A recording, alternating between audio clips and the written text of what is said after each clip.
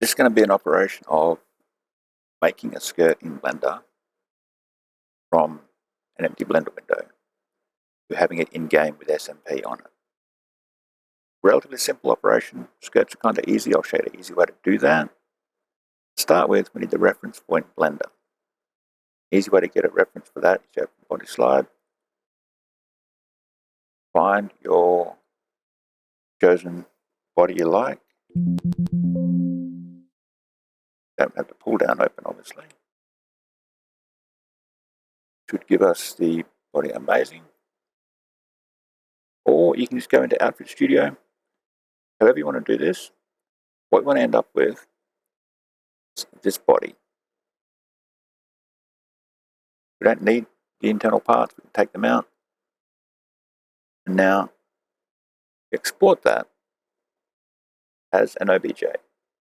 You can import the NIF directly into Blender, but I'll show you why I do it this way, and it's entirely a me thing. I'll keep my references in my meshes folder with all my mod stuff.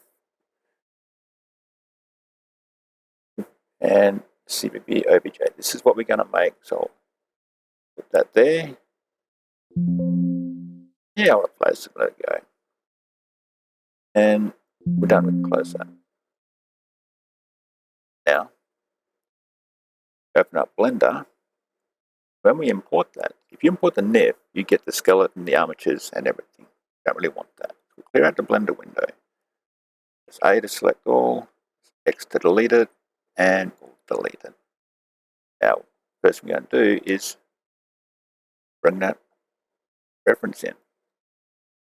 The OBJ format only really holds 3D mesh information. Here's my object reps folder because I've been there before recently. Bring this in. And we don't get the skeleton and everything, we only get the 3D mesh, which is why I do it this way. So we'll stand this up, rotate it on the x-axis minus 90 degrees. And that will give us the orientation we need. Now, we want to use this as a collision body for the cloth sim we're going to do. So we'll press collision on here. And now that's all set up as our reference in Blender. That's done. This will also work for the male body if you're making a male item. You can bring your male reference into Outfit Studio, export it from Outfit Studio as an OBJ, and that will import the bare mesh into Blender for you. So now we need to make a skirt, we'll add a circle, mesh, and circle. Shift A, bring up this menu. Then with the circle, we don't want a very high poly circle. Pull that down to 16 vertices, and that'll give us a usable amount. We can add to that if we need more. It's pretty easy to, but that's a nice figure to start with. Press Tab, enter edit mode. Pick it up with the G key, make sure it's on the Z axis, and put it roughly where we want to start. Now we're going to have to manipulate this a bit, because this will be the waistband of the skirt. And depending on what item you make, it's up to you where you want to put your starting point for this operation. Now we're going to give that a bit of a rotate on the x-axis, because waistbands are generally a bit higher at the back, a bit lower at the front, and I just like the way they sit when they're like that. Bring that down a little bit lower on the z-axis, G to pick it up, and press C to Z to make it come straight. Bring it backwards on the y-axis, and it's a little bit out of shape, so we'll scale it on the x-axis. You press X and it'll scale the x-axis. Scale it in a bit on the y. And now we'll start manipulating this how we want. Bring it back a little bit further. Scale it down. Now, if you want to move any of these individual vertices, which we do want to make the back fit a little better, a little cuter, pick this up with the G. You press Shift Z, and that will move on any axis except the Z. Or if you tap Y, because you only want it on the Y axis, it'll go on the Y only. Do that. But now I do want it to come down a little bit. Down a little bit. You don't want it exactly straight, because things are not exactly symmetrical in the human body.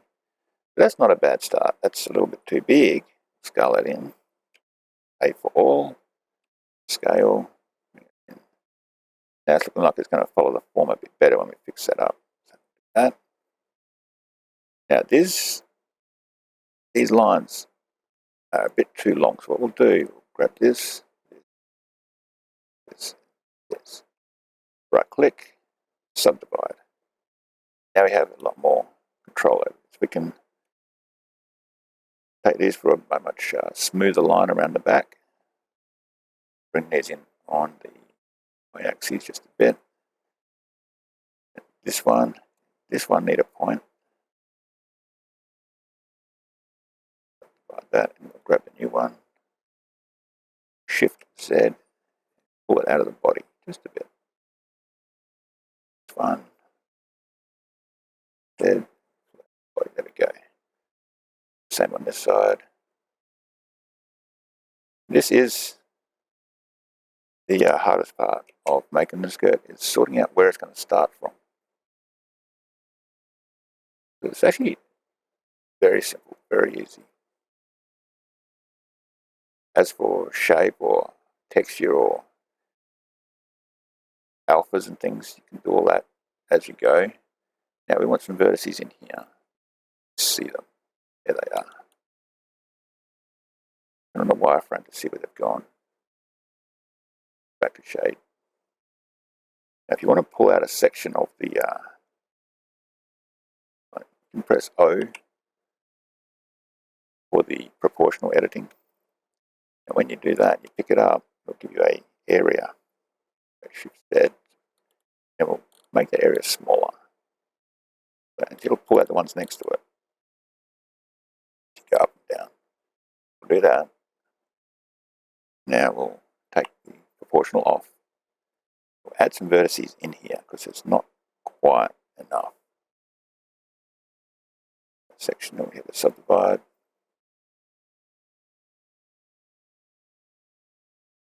Pull that out there. This one out there. Pull that out there.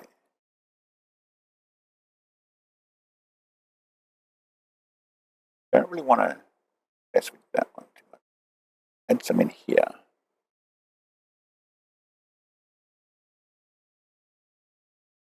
That there. This one. That there. That will follow the contour there a bit nicer.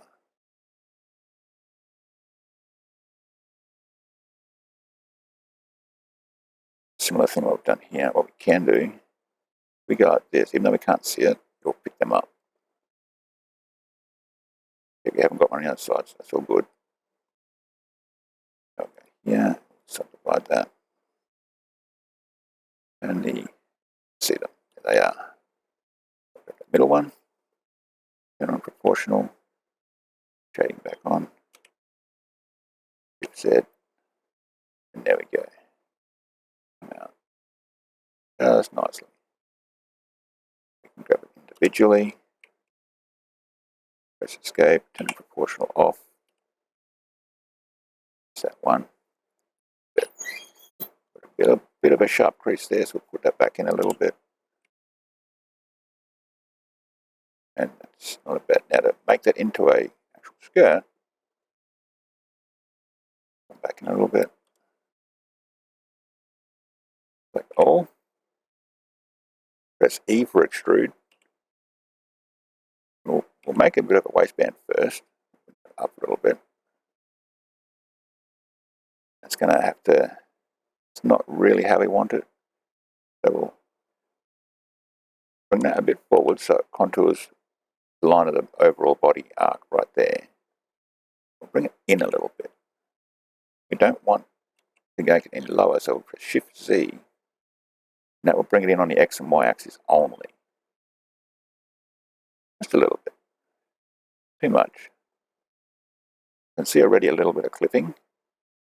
What we'll do, grab the bottom one, hold Alt, and click on the edge, and it'll grab the entire connected edge. We'll just poke that out a little bit, just scale it up, Shift Z, and bring it out a little bit. There we go. Now we'll make the skirt part. Press S or press E to extrude. Then you press S to extrude it on the scale. Don't worry, it looks funny right now. That's okay. Bring it out. Now that is actually going to look a bit odd like that, so we'll straighten this up a little bit. Bring that back here. This side's going to have to come in. We'll turn the proportional on with O. Grab it, and we'll take it. Shift Z so it doesn't go up or down. Grab the ones beside it, bring them all in. You can, if you want. Another way to do that, if you want, grab all of that edge with an Alt and click the edge. And then you can scale it on the X. And it should be also another. Don't need proportional for that because I've got the whole thing. Scale it on the X. And that will bring it in as well. You're not bringing it in too far. Scale on the Y and see if that is any. It's not really nice when you scale on the Y because it's proportional on. Pick it up. On the Y axis. There we go. That'll make that more of a round. These ones.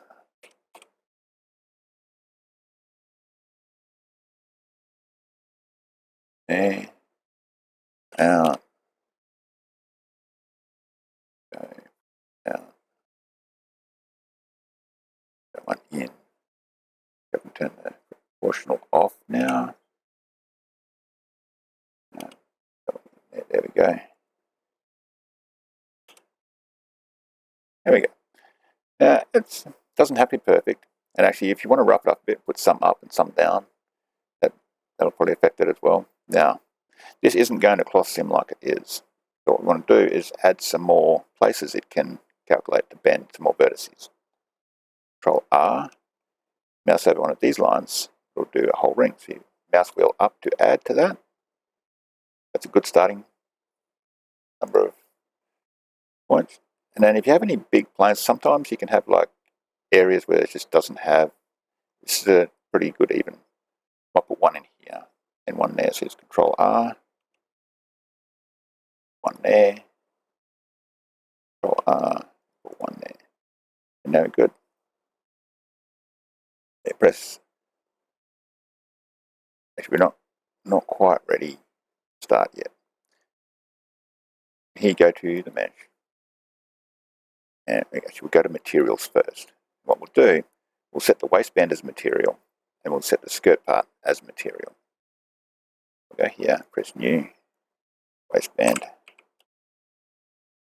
We'll see why in a minute when we get, especially when we get to exporting. We'll add another one. Good. Now, we select all, hold down Shift, Alt, take out that one, add that to skirt, sign, press deselect, now you press Alt, grab that one again, Shift Alt to grab that one. We'll add that to the waistband, sign. Now, we select skirt material, waistband. You'll also pick up the waistband material and drop it if you want it. Press Tab, out of the mode. That's a pretty rough looking piece of cloth. It's not going to go too well. So what we'll do is add cloth modifier. Then we'll add cloth type.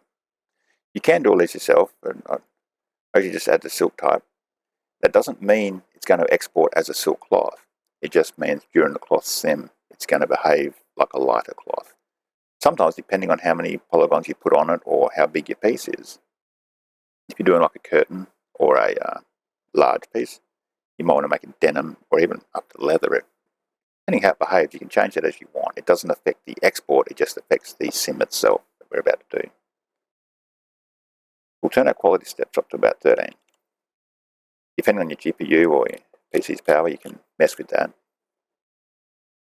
Collisions, we'll turn collisions on. And you want self collisions turned on. And we'll put this up to about 8. They don't need to be too perfect, but we do want them nice. With this one, with the pin group, what you can do, go into, you create a new group, press tab to go back to edit mode. If you alt on that, and shift alt on that, and you assign these, what this will do, if you assign that vertex group as the pin group in your cloth sim, they won't move. And sometimes that's a good thing, sometimes it's not. I usually like to set one up in case I want it, even though I often don't end up using it. But now we'll go to the properties tab before we start, and this will work, but it's going to be kind of rough. That's not a great. I mean, it works, but we can do better. So press Shift and the left arrow to go back home. Let it go. You get spacebar to start it, spacebar to stop it where you want, or let it run. Shift and left arrow will send it back home. So we'll add a subdivision surface to this. Now this is kind of important. It will work where it is, how it is. It's better. But the cloth isn't working on the subdivided surface. The subdivision is being added after the cloth calculations are done. We'll send this back home. You just drag this part here. And now the cloth will work on the subdivided surface. So we hit that, and it does more of a cloth thing. Still not quite how we want it. So we'll send it home. We'll hit Shade Smooth. Now, that's a lot better. That's not a bad cloth. If you want it longer or shorter, you just hold Shift, send it back home. Before you adjust it, you can adjust it however you want, but you must always send it back home. Because if you don't, you let it do a sim thing, and you try to enter edit mode to do anything with it, it does odd stuff. Especially if you change it and then put it back, it does really odd stuff. You don't want to do that, so just hold Shift, send it back home. Another thing you can do when you're doing the cloth sim is if you go to the cache, it has a simulation start and end, and there's match down here. So if we only want, say, 75 frames or 120 frames is actually really good. Usually that's often more than you need for an item like this, depending on the item you're doing. Again, like see if you're doing a curtain or a very large item or a complex collided item, you might want more. That's usually plenty for a skirt. You often use less than that.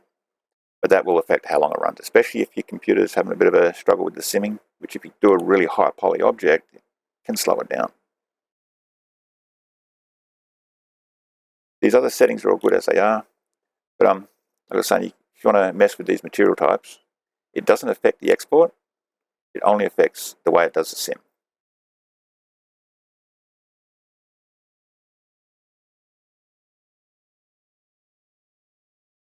That's not bad like that.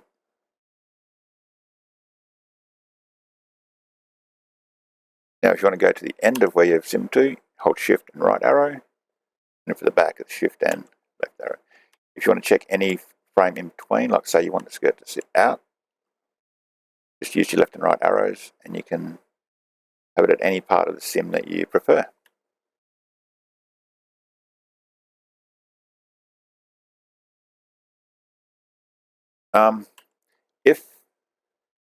If you want to add extra collisions to it, you can do that. You just create the body you want or import the body you want. Like say there's a particular armor item or a particular thing you wanted to, say you're making a shirt or a cape and you want it to react to something under the cape worn on the back, you'd add that to your collision body, tell Blender that's a collision item, and do your sim over it, and it'll have that shape when you export it. Because we're adding SMP, the skin mesh physics, to this skirt, we're not going to worry so much. Just sim it up. Now let's see if I can do something here. Quality steps, I'll put that back to 13. And the collisions, still on 8, so that's good. That run. The more quality steps you give it, the obviously the more it has to do when it calculates it. You see how it comes down and bounces out a little bit. If you like the way it has the extra shape to it, you can catch it right there, and that will be your base shape. Or you can let it go to where it settles. You can see it settles and stops moving well before the end of the caching, and it means we've got all of the calcs it's going to do. There's no point running it for 250 calcs. I think we can do a little better though.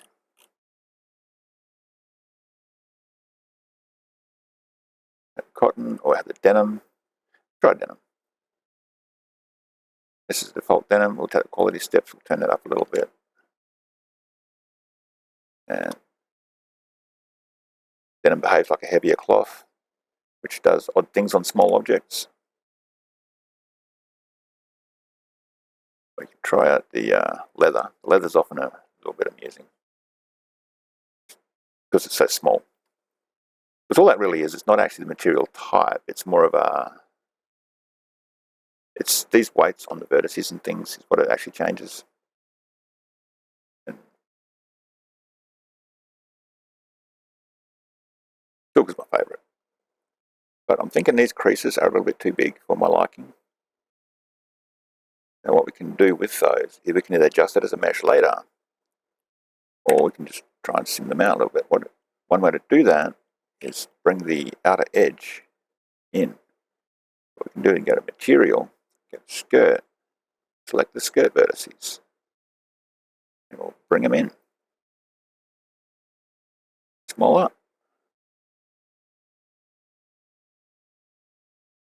You can see that. You can see the clipping that's causing on the waist. We don't want that, so we'll drop them down. And we'll take off that ring of vertices. Shift, Alt. We don't want the waistband vertices.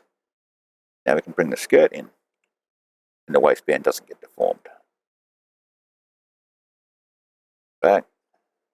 We'll run a sim on that.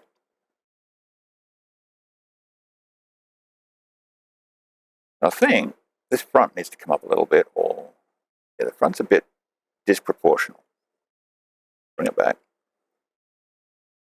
Back in edit mode. This, I'll go proportional editing. Bring that back on the y-axis. Now I'll bring the front hem up a little bit.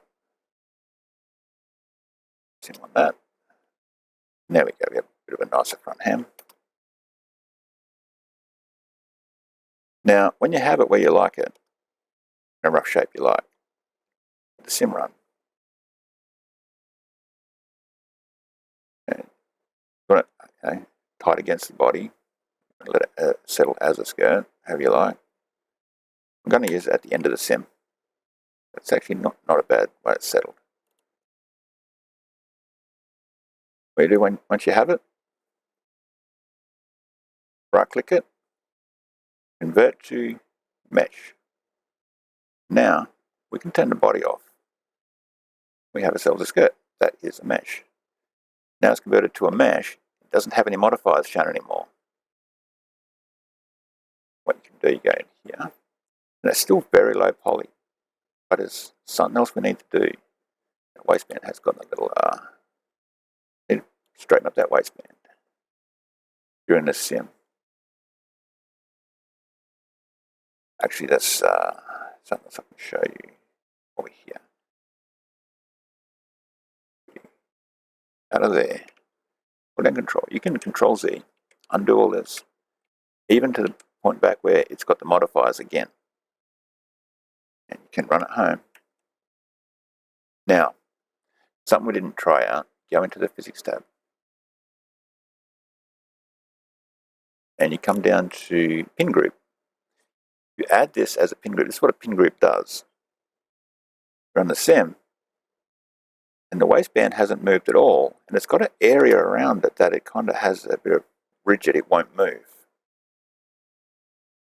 I think we can adjust with this one. I'm not sure how far. Let's just go down. I normally use pin groups for like curtains and things, because you can set how it would sit on the curtain rod.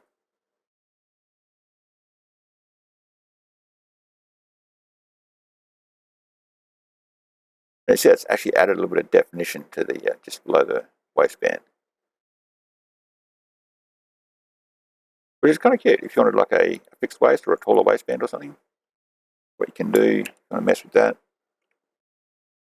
hold Alt, grab that. Now you can get this. You don't want proportional editing for that, so you press O to turn that off. Pick that up and take it up on the Z-axis a little bit for a taller waistband. And scale it in on the Y-axis. Make it hug the body a bit better. Bring it on the Y-axis, bring it forward, hold Shift, and it slows everything down. We'll scale it on the Y-axis just a little bit bigger.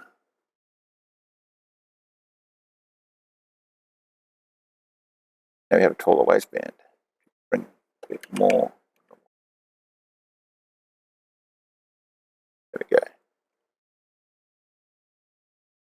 Back here, let me do the sim. That's done it look like a really, really cute skirt. You can bring that kind of offset down, bringing this number down, all the way down to 0.01. And it's just a tiny little bit of a kick. I actually really like what that's done to the skirt. You see it's gone, you can see the polys. That's because when I Control Z back to where it was with the modifiers back on there, it didn't add the shade smooth back. But that's okay. Fix that up. I'm going to, I don't really want that kink there.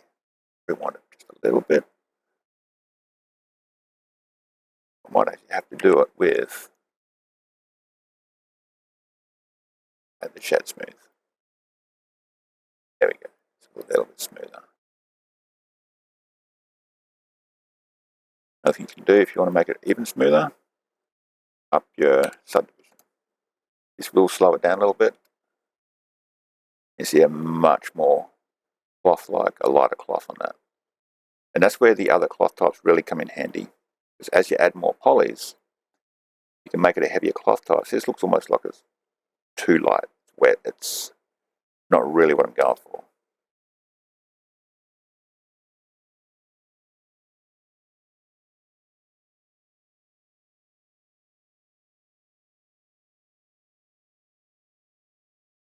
You can just add more steps without being as high poly. That'll smooth it out as well. Smooth it there. That's probably good like that. Keep that one. We'll convert this to mesh. And it's added all the modifiers to that item now. That is the mesh. So we'll shade smooth on that. We'll add one more subdivision to it. And that'll pull it all into a lot smoother, a lot more cloth-like. And we'll just apply that. Before we export it, we can turn the body off now. Done with the body. Add this. Go to Materials, Waistband, select. And that's our waistband. Actually, you can see here, the whole item has like 2,000 polys. So it's pushing high poly. But it's not terrible. We'll select the waistband, and that's our bottom one. That's what we want to keep. So we'll select that. We'll grab that one. Hold Shift and Alt and pick the top one. Then you press U and mark seam. Then we do the same for the skirt one. We'll grab the bottom, hold Alt and click it. Now hold Alt and Shift, click the bottom of the waistband, U and mark seam. Now, what we can do, go into UV editing. We press new. The number you use is not that important because in this particular exercise, we are not actually generating textures. We're just mapping how they will show on the 3D object. You can see the thing. Now the vertices we select show where they're mapped to. As you can see, they're not. But that's okay. Press U, press unwrap. And there's our waistband, and there's our skirt. This is not really set up that well. Depending on what you've made, it'll come out in different shapes. But you can just select them. If you want to pick them up and they're close together, you select a few of them, press Ctrl L, and here we have, manipulate that, you can rotate it, you can R for rotate, G to get, grab, whatever, and put it where you like.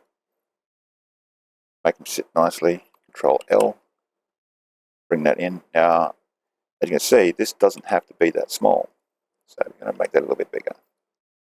When you make it bigger, it can use more of the texture.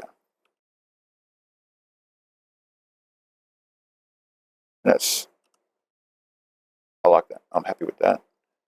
You don't have to have them both on the same page. You can unwrap them separately if you want to, although it's often easier to use your textures if they are on just one single file. It's better for everyone to have less files. So that's unwrapped now. Now for exporting, we go back to layout. You can either export as a NIF, and that will give you one mesh that's UV mapped and usable in Skyrim for your Skyrim purposes. Or you can export as an object file, which has only the mesh data, which again, all we really have to export at this point is the mesh data. I use object files into Outfit Studio for two reasons. One is the Outfit Studio will make a NIF anyway, and I'm not texturing in Blender. If I was to texture in Blender and do all of the finishing in Blender, which is entirely possible, then exporting as a NIF is your better option. I generally just use arbitrary files I have in my texture folder already. Like I have a leather in there, I have gold in there, I have cube maps in there. It's just sometimes I'll go into Substance Painter, which uses OBJ format anyway for the most part. If I want to do a really special in Substance Painter. For this one, I'm not going to do that. But when you export as an OBJ and import into Body Slide, show the difference. We'll grab that. We'll export this. Export as a NIF. And I'll just chuck it on the desktop in a file. Folder. Okay, I'll make a new folder.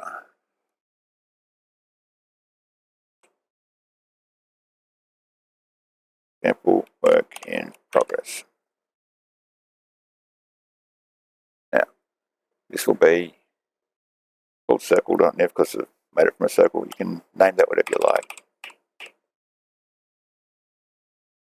Skirt A. There we go. And we'll put it for Skyrim as E. And we'll export it. And export successful. We have a skirt NIF on our desktop. What I'll also do is export that how I do as an OBJ file, just to show the difference. So we'll go to the desktop, or actually here it is. And yeah, Blender's pretty good like that. And we'll call this one skirt A as well.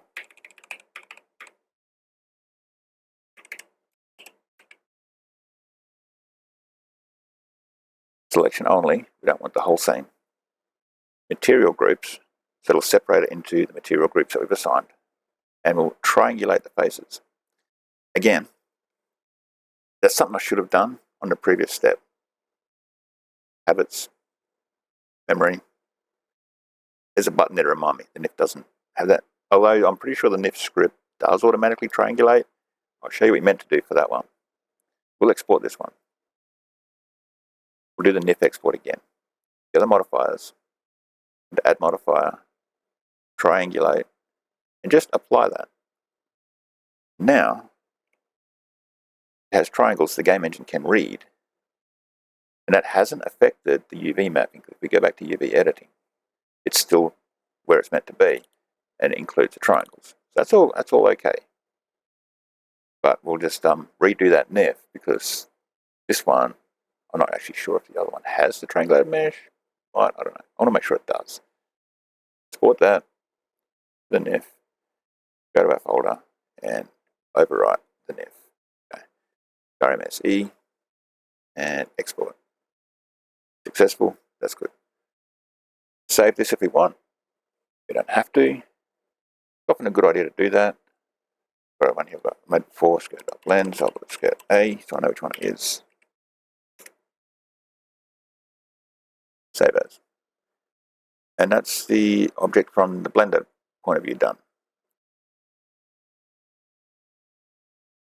Open up Outfit Studio.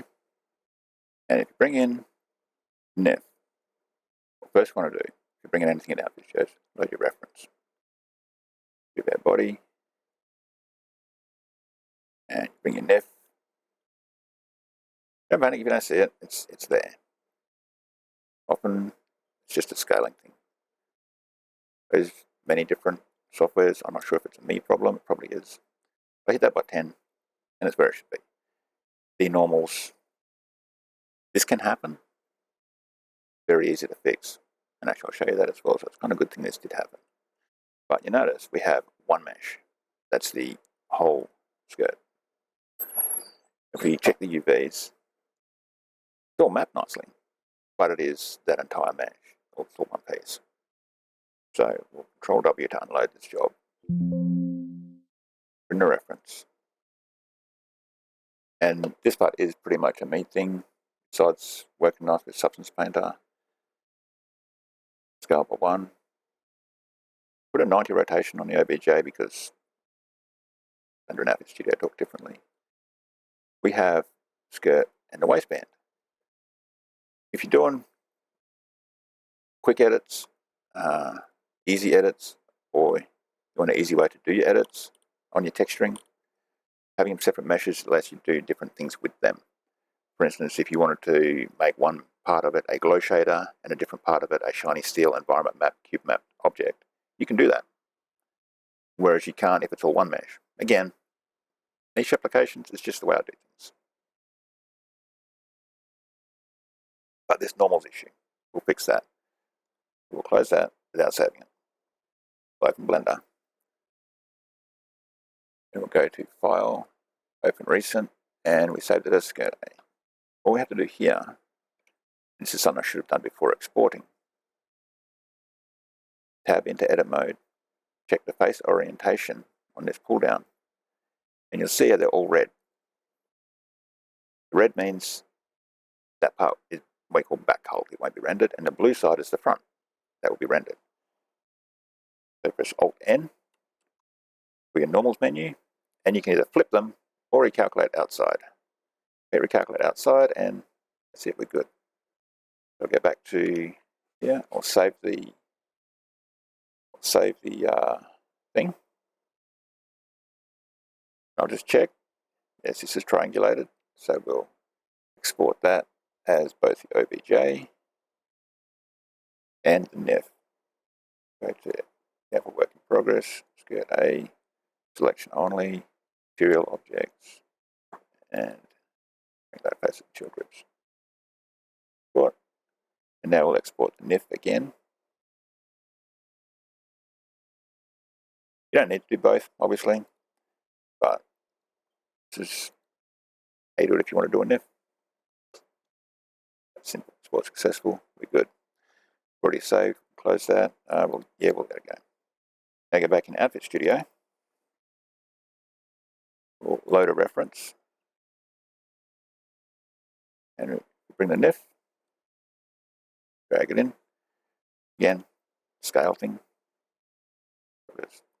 This. 10 times scale. Okay. There we go. That's not a bad fit.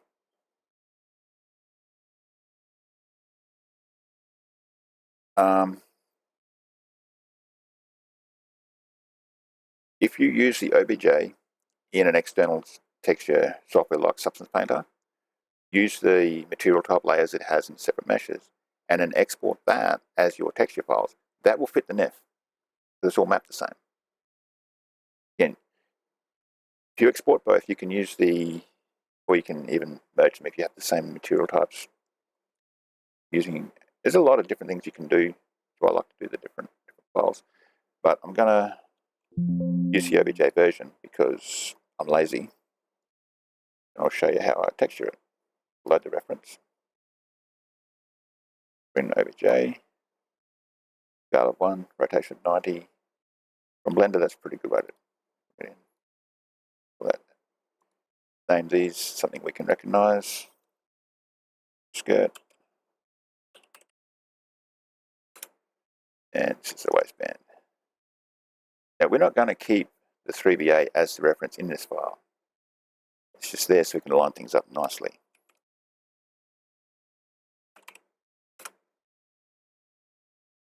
So it actually fits relatively well. That's not a bad input. So we can delete all of this now. Delete vertices. Yes. We don't want to wait it yet. And we're going to export this as it is to a new NIF. Export to NIF. And go to desktop. And for work in progress. We don't want skirt A. Have the name and 1A. We'll do that. And for now, we'll close out the studio. Open this up.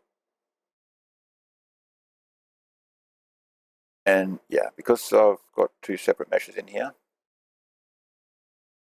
very lazy, very easy, very lazy. Waistband, I want that to be shiny. I'm going to set environment mapping.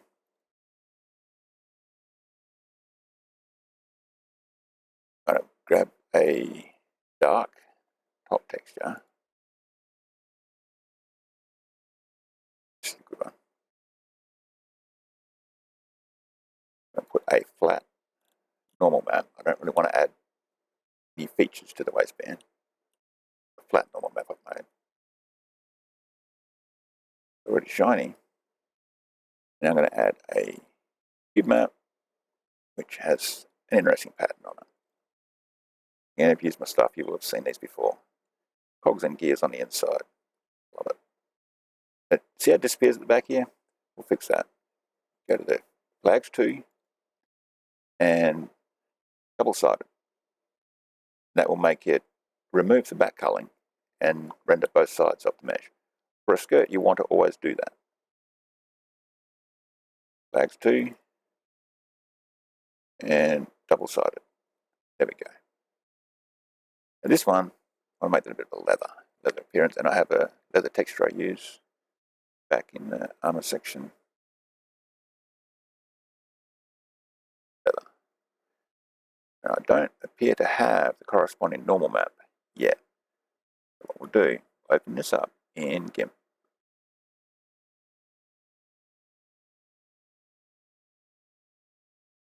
Okay, it has a bit of a pattern to it. So go colors, saturate, desaturate. I'll put default. It changes this, well, that's all that clock default does. It changes to lightness, HSL. I have trouble remembering things, so I made a preset just for that one thing. Yes, I did that. We go OK. Now we go filters. You can, if you want, you go colors and curves, you can adjust the contrast of the objects and the lines. And the contrast between them is what will give it the degree of contrast in height in the 3D map that we generate. Filters, generate normal map.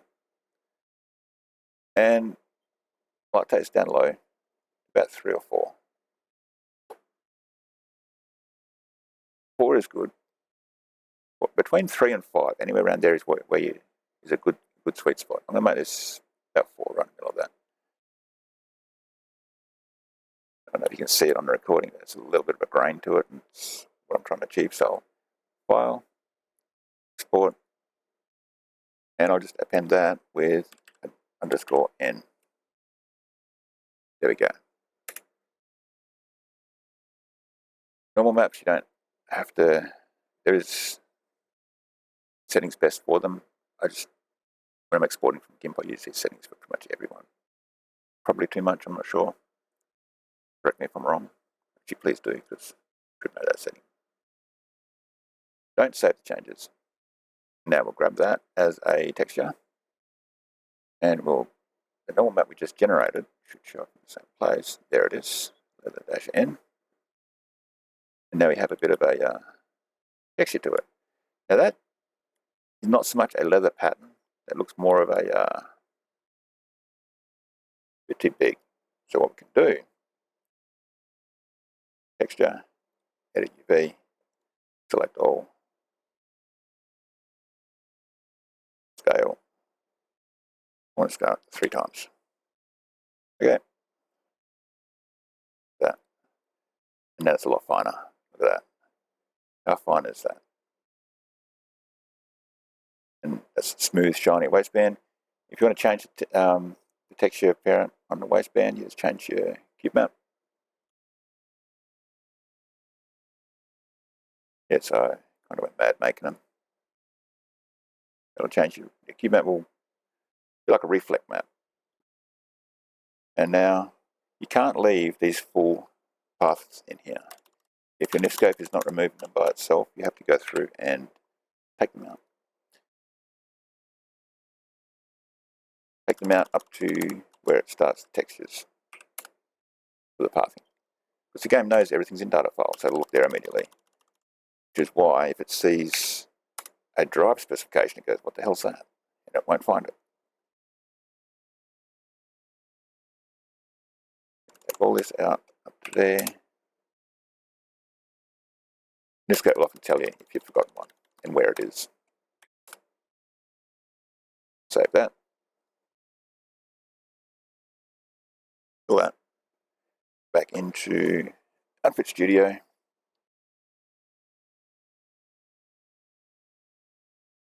Now we need to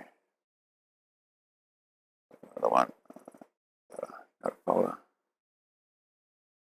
We need to open another file.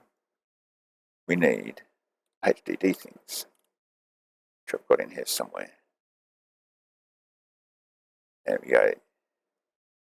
A virtual body and a virtual ground. We need those. They don't need to be first, whatever you want. Then we'll throw in our skirt that we've textured, and virtual body, it is there.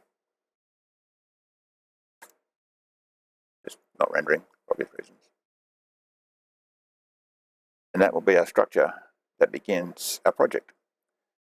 And at this point, it's a good place to create the project.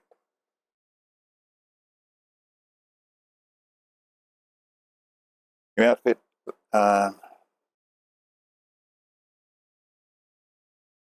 Here's where a bit of modder's etiquette comes into it. You're going to give it a sensible name, obviously.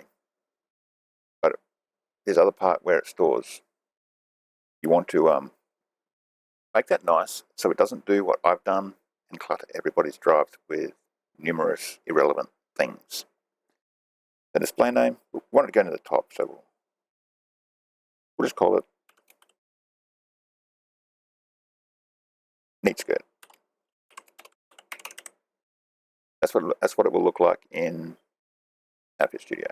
This is what it will look like in the folders that we'll call it also Skirt. And the 0, 1 is for the weight, 0 is for the light skinny body, the 1's for the heavier body. It means it has a morph. Upper path, put your name here, your modder's name. I'll put it with the tutorial things I made. A folder for that, which is kind of growing. And we'll give it its own folder. Call this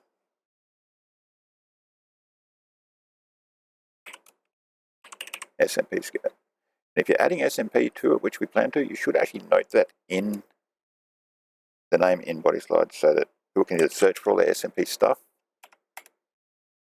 or know which ones are SMP and which ones aren't, depending on their load order for the time being.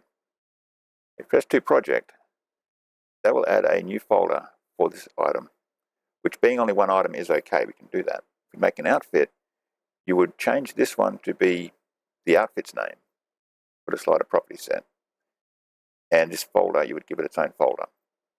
if you had, like, say, 3 to 5 pieces of your outfit.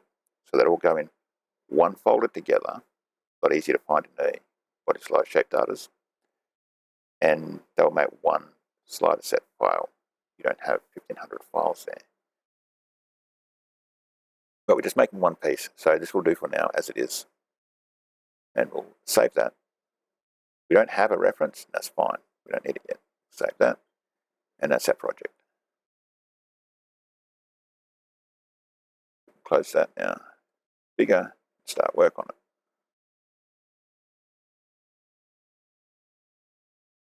Now we want to work with the bones.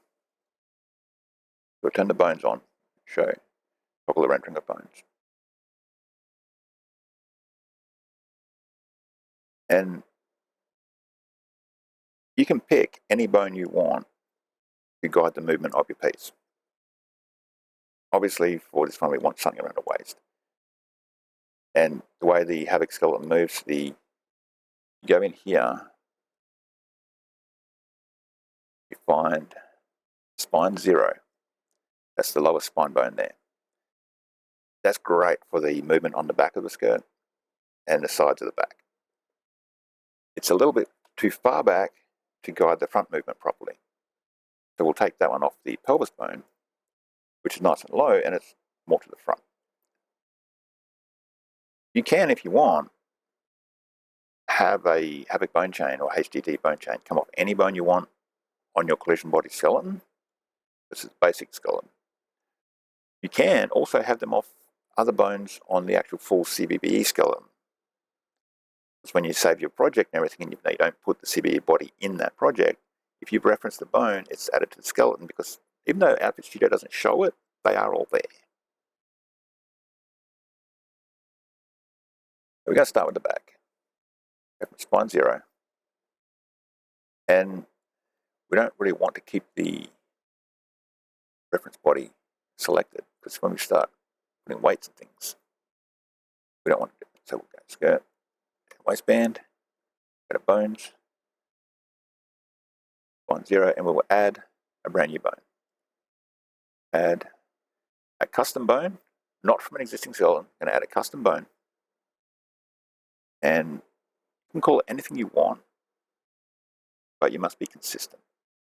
You must have a space between the letters and the numbers can't lead with a 0. This is for use in the app later. So we'll call it skirt, rear, middle, space 1. It's the first bone in that chain. You can just put arbitrary numbers in here to see where it lands. Your first creation of it is not really that important. And a parent from the spine, that's fine. And we'll go, okay. And there's our bone. Not where we want it, but we can work with it. We'll select it, and we'll edit the bone. Now you can edit this as often as you like. You can edit this after you've made it. You can edit this after you've finished the project. Obviously, drastic edits can do odd things after you've finished the project. But while we're making it, we can edit as much as we need to. So I'm bringing it up a little bit, to a 9. And obviously it's too far back, so we'll take that down. See where that puts it. Not bad. We want it a little bit closer to the body. So edit, -3. There we go. That's a good spot for the middle rear bone. Now, the first bone, this one, that starts the chain. We don't wait to that bone. That just tells the game where that bone chain anchors and guides from and how it offsets and all the rest of that business. But it follows the offset of spine 0 and transfers that to the rest of that chain. Not actually the cloth or anything, because that's just guiding the bone chain. It's not guiding the object. So from 2 on is what we wait to the object, because that actually does guide the object. I'll bump that. So we'll go here, we'll go add custom bone. Now these must all have the same prefix, a space, and a successive number. They need the same prefix, so when we generate the XML, the app knows they're all in the same chain. And take it in steps of 5. If you make your bones too close, it means you have to obviously create more of them, and it can make it more difficult to weight nicely. If you put them too far apart, it can be the same problem. So you need a nice middle ground, which you often find pretty much by your own trial and error of making things. I find the -4 to -5 are pretty comfortable distances for a bone. You can go further if you have like a really long like cape or something. For skirts and most clothing, a -5, 4 or 5 is good. We want it to come back a little bit as it comes down. Obviously the body slopes there a bit. So I'll give it a -1 on there. The X we don't change as it goes down because it's coming straight down the middle. The X is your left and right change. And we need to come back a bit further than I have, obviously. So we'll edit that. We'll come back, say 3. That's not bad. If we turn the textures off, you can see easier without the shine in the way. So we'll keep going with that. Add bone -5, and we'll give it a -2 on Y. I didn't enter a name. Outfit Studio is great. It will tell you when you've done that, and it won't break everything. Even if you double up the name, it will tell you. It'll say that already exists. You can't do that. We'll call it 3. Okay. And that's not a bad path, so we'll keep going from there. Add bone. I'll try and show the whole thing. It does get tedious. This is probably the most tedious part of the whole operation, but it's not difficult. And there's a lot of measures in place that make it less difficult. Okay. And I think one more bone should finish that chain. We'll add custom bone. If you've added more bones than you want, and you do want to take one out so you can space them further, you can just delete it from project. I'll show you how to do that. Take that back only a 1, not a 2 this time. Okay. Yeah, it's hanging down a little bit low, but it'll be fine. What I can do with that is I can take this 2, I can edit that bone, and I can make that one -3 on the Z, and that's actually a really nice fit. We'll use that. Okay. I can see a little bit of clipping. And the reason for that is collision bodies, generally, you do want them a dash bigger than the regular body. So the collision happens before it actually hits the regular body. A little bit of leeway with the Havoc system, which is not that accurate to start with. That's okay. So if you want to delete it, because you say you put too many bones, you can just go delete from project, and that will take it out. Obviously, if you want to say delete bone 2, you need to remove all the others as well. But you can do it. There's a lot of leeway. To weight this up, just make our brush big and strong. That's obviously too big, so you hold S, mouse wheel down, bring it into a... You want it to go from the bone you're weighting to just a little past the next bone. And that's not a bad area. And you don't want to put it up to the full red weight, obviously. The body slide will normalize it and add the red weight where it needs to go. But if you add like a 50% or a dash less, it gives it a nice blend into the next bone's area. And you do want them to overlap, else they'll make a hard crease of which one controls what. And now we'll up and bone 5, 4, bone 3, bone 2. And we do have the waistband selected. That'll be a nice weight in there. One more thing we should really do while we're messing with bones is we'll go to the spine 0, which we're coming from. We'll hold S, make this kind of small, and we'll anchor, or give reference at least, to that bone. You don't need to do this, but for a skirt it's good to, because we don't really want the waistband completely unweighted. So we'll put a little bit of a reference to the waist and the pelvis bone. around the top part of the skirt. So we'll take the strength down. We don't want it strong.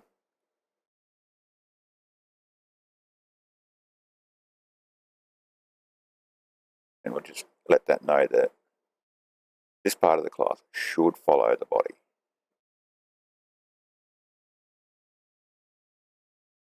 Don't worry immediately about clipping with the collision body.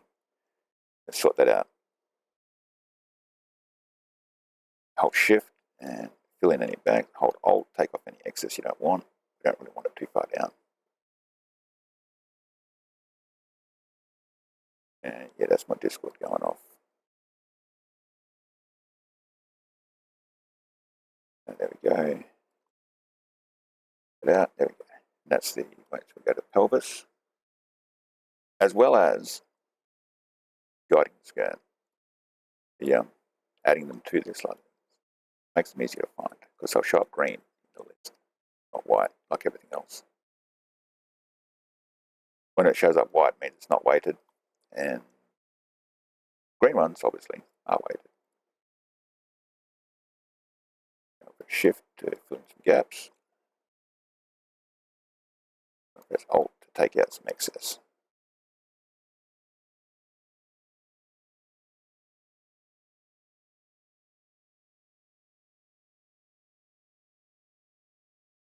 Oh, much, so Shift there, take out the excess. It's not an exact science. There's no 100% correct way to do it.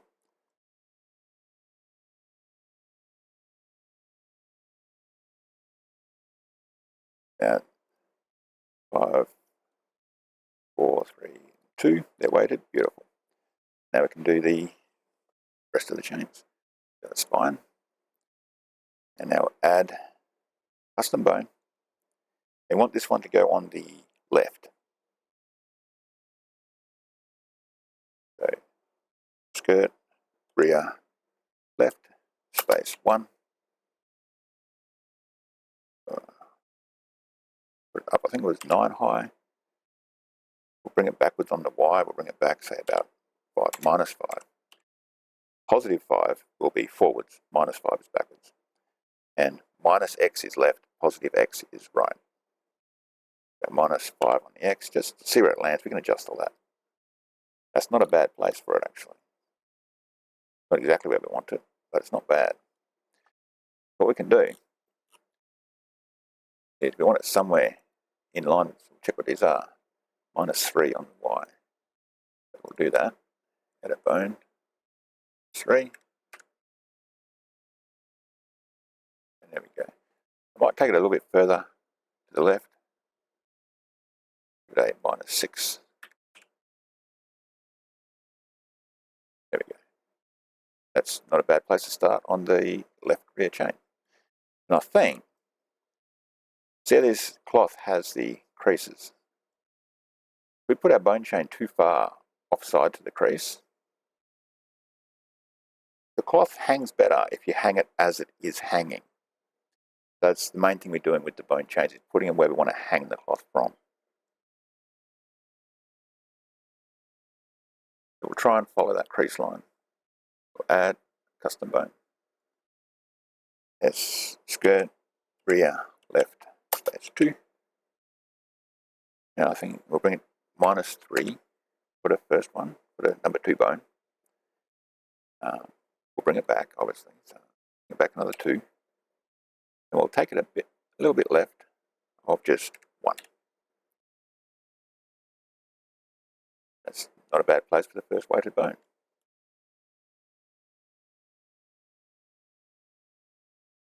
We'll add bone, rear, left, space 3, minus 5, minus 2, and I'll give this only a 0.5 because it's not really going very far left on that part of the crease there. And there we go. That could come back further. That actually does need to come back further, so that's okay. Edit bone, and we'll take that to a minus 3. Y-axis, and there we go. That's good.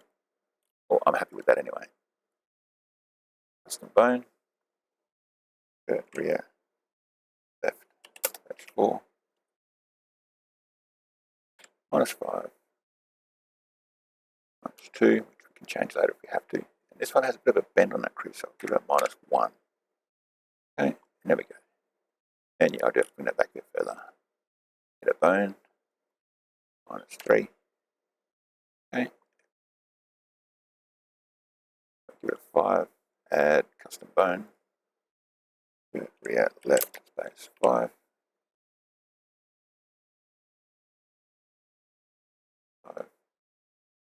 -3 has been good so far, so we'll use that, and we'll keep that on the angle of the -1. There we go.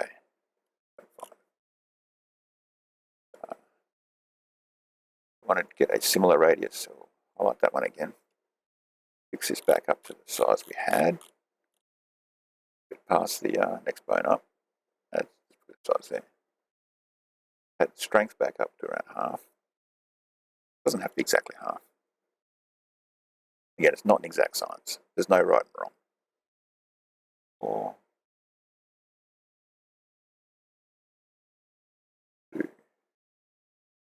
all of this can be changed after you're finished as well.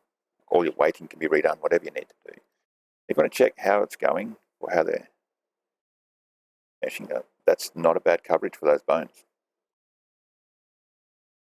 Fast weighted can show you where they're going. So we'll go back, make the bones, and we'll do the right hand rear.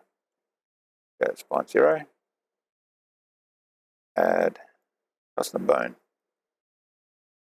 skirt, rear, right, 1. Give it a 9. I don't want a minus, I want a positive. Give that a minus. I think these were, can't remember what these were, so I'm just going to throw off 5 for now. And on the X, we'll give it a positive. I'll give it a 9. I don't think it was that high, but I need to put it somewhere. Now we'll check what the left one was. 6, 3, and 9. There we go. Just this one, so it's somewhat close to it, and see how it looks. 6 -3. That's not a bad place for that bone chain to come from. So we'll keep it there.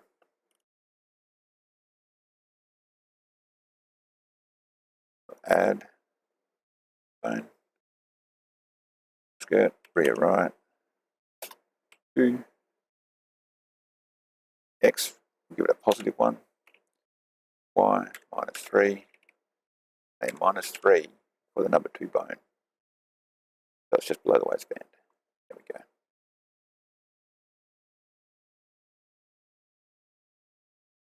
Add the rest of this chain. Skirt, rear right, -3. X, we'll give it a 1. Y, we'll kick it back 3. I think that's what we found on the, was good on the other side. The usual -5 on the Z axis, and there we go. That's good. Down with this, add custom bone. As you put more into your object, into your project, you get a feel for the pattern of how the units flow, how they work for that item, shape of it. And it gets easier every time you do it. If you make a mistake with the naming of the bone, you can either remove it and redo it straight away, or if you're like 6, 8 bones into the chain, weight them up so they don't disappear, save your object, and in Nifskope you can rename the bones if you need to. It's not a big deal. But you do have to weight them when you save it, else Outfit Studio won't retain access to them. 5, 3, and 1. Discord's kind of, there we go. That's actually, that's a bit far down. We don't really want that one that far down, so what we can do,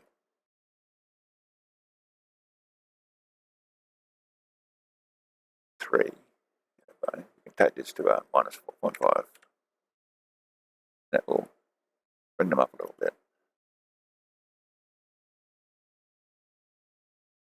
We don't really want the number 2 bone any higher up. We don't really want to reduce the number of bones. But we don't want them too far away either. Like that now, that's actually not bad.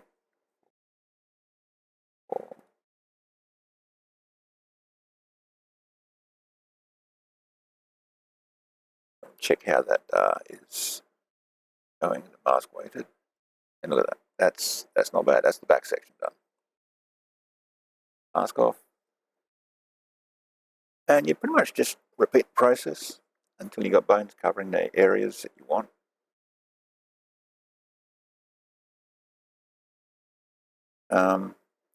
We can do the sides before we go to the front. Something we can do. We'll go add a bone, custom bone. Okay. Skirt, side, right, rear. Space 1.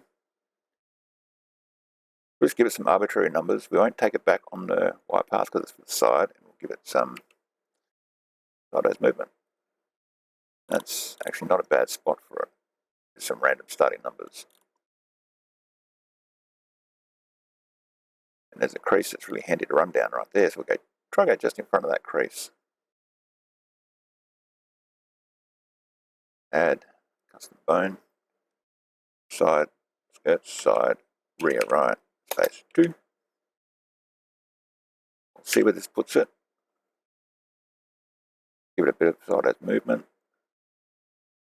And just go further to the side. Give it 3. The -5 actually wasn't bad for that. That's good. So put that up. Add, custom bone.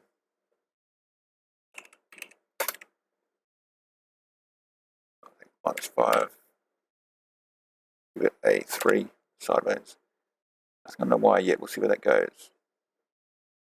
Let's check on the mask weighting. Got to cover back into here, so we'll get to that. Add small bones.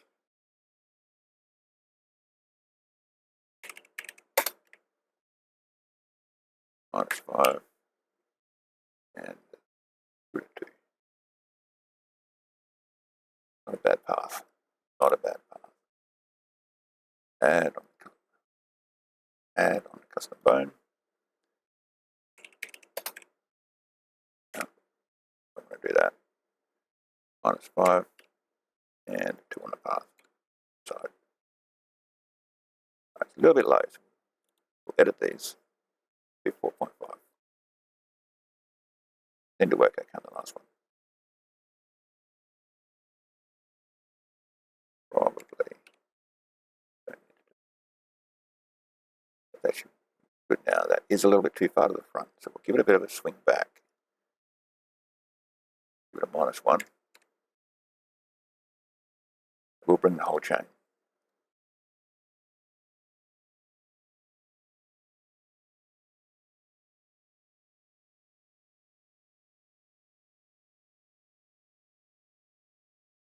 Oh, I forgot to make that negative. That's okay. There we go.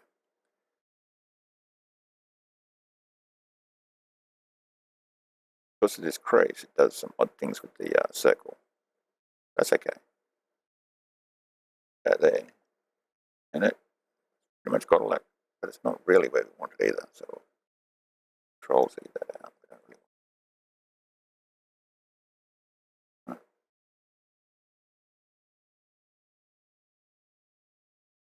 We'll get that one. There we go. See how that goes. This can always be changed. The reason I didn't want to bring it back to perfectly cover that crease is that would mean probably need another bone chain. And I don't want to make too many. Because this way, we should be able to get one at the front down a line like here somewhere. It'll cover that nicely. If we go exactly over the creases, we're going to need another one in the middle. And that's just more work we don't want to do. So we'll work with what we've got. Try and keep it to a minimum. And so far, so good. That's covered really well. Do the left side now. Add custom bone. skirt side, rear left, 1. And I can't remember what the 9 and 9. And that's not bad. Check what it was that I did with number 2, 3, and 5. So we'll do the same. Add bone. Minus 3, or minus 2. I can't remember what it was. I think it was 3 and 5. I'm going to go 3 and 5. That's what it was. That looks good. I'm going to go with that anyway. Add. Again, there is no real correct, except in the naming to be consistent. That's all. You can put these wherever you want.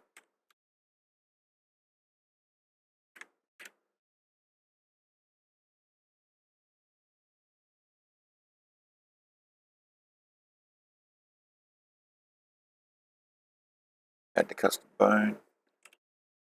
SS all space 4. I think 4.5 is what worked nicely. But put a 0, a minus 0.75, and a minus. I'll put 2 on that one. There we go. Got to edit this one. Minus 4.5.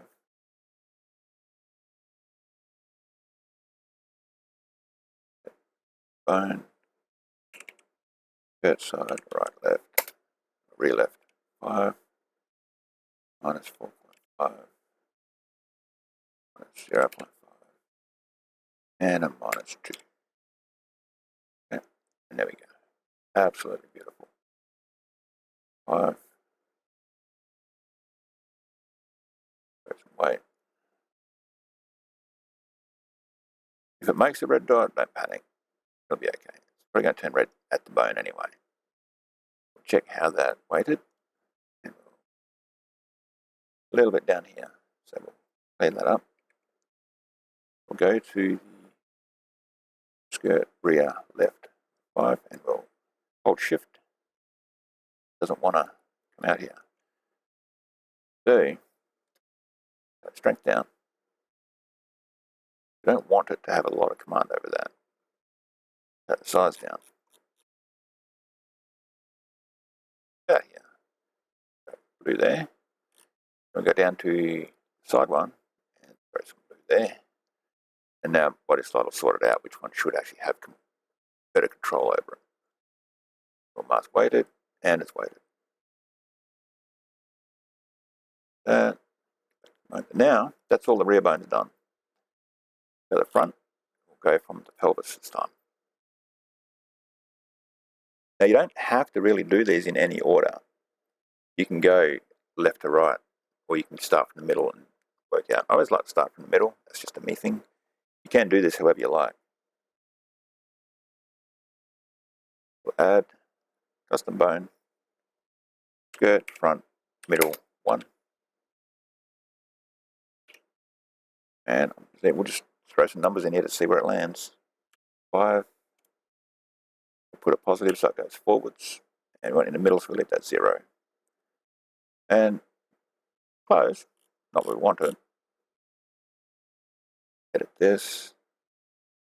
Bring it up to a 7, and we'll bring that further forward to a 7. See where that goes. Workable. We want it a bit higher. We'll take it up to a 9. Not bad. And bring it back a little bit, so about 6.5, and I think an 8.5 might be good too.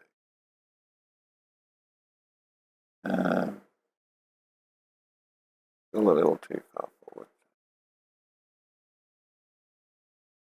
Try that. That's good. We can work with that. And now these bone chains as well, they don't have to all be the same length. You can have some at 6 bones, 8 bones, 9 bones, and then a couple at 2 bones. That's fine.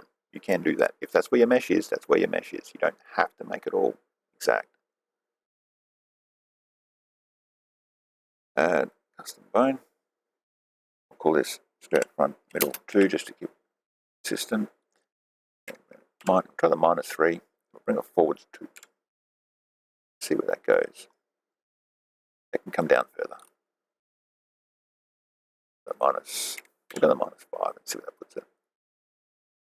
That's a good spot. For the number 2, that is a good spot. So we'll add some bones to that. 3, -5, and put a 1 on the Y. Good. 3, add bone. 4, -5, and 1. There we go. Now it's probably just stretch those out a little bit and not have 5 bones in the front sections. I might actually do that. 5.5, bring it down. 5.5. And we'll bring this one down a bit further as well.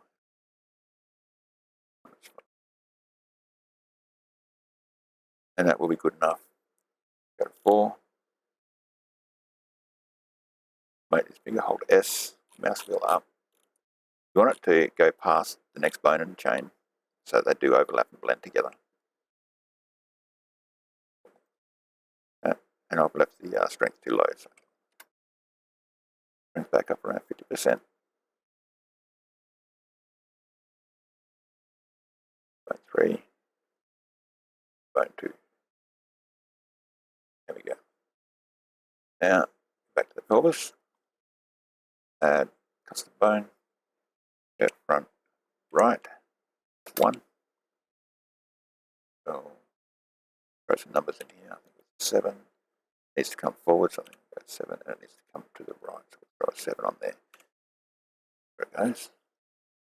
Not exactly where we want it, but it's not bad. So, what have we got on this one? 8.5, 5.75. So,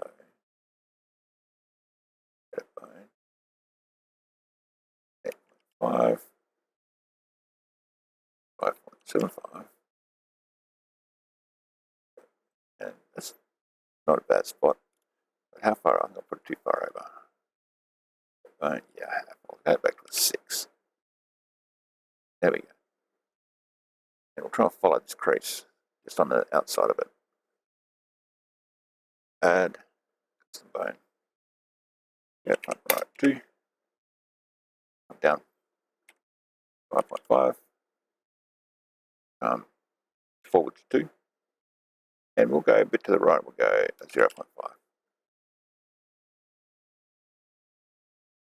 Not a bad spot. It doesn't have to come so far forwards though. Take that down, tame it in.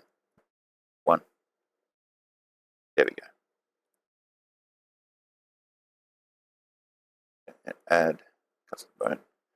If you want to save your project, probably should do as you go, make sure you've weighted any bones you want to keep access to.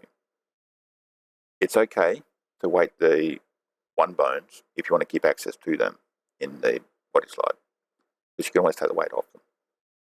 But any bones you don't weight before you save, when you save it, body slide will just, you don't need that bone, hide it. It's still there in the project, but it will hide it. Just a heads up on that. Weight any bones you want to keep access to. You can dummy weight, that's fine.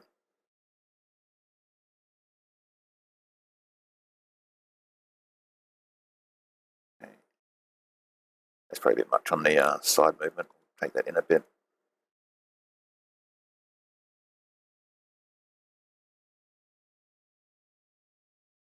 Yeah, I did. I'll add bone. 4. 5, 5. Forwards and back a little bit sideways. There we go. That one.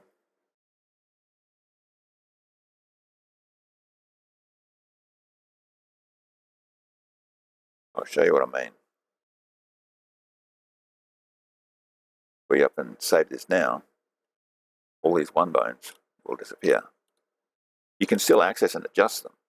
You'll just have to do it in Nifskope. File, save project as. It'll tell us we have unweighted. That's okay. We know we have. So we'll go yes. And save. We'll take this HUD path out, obviously.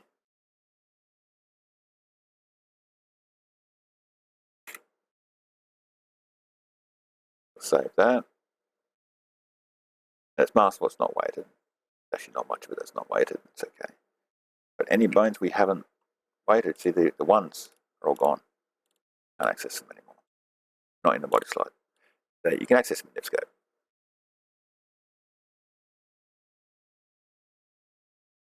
But that's okay. It really is. Here's a problem that if you want to check them where they are, you can say it does reorder them too into a fashion. You want to check this one. Bone's there. Just don't have a thing to access it. But you can go in here, edit the bone, and you can see it.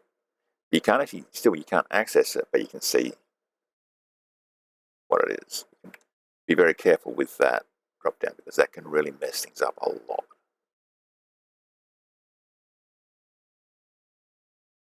Normally, don't touch that drop down. Add bone, skirt front, left. And give it some arbitrary numbers. I think it's 7's not too far off. I think it was 6.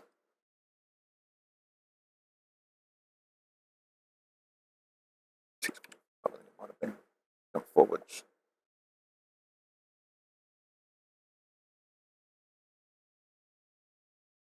And I forgot to put the number on that. Now that's just one bone by itself, so I'm going to take it out, delete from the project. I'm going to add it again.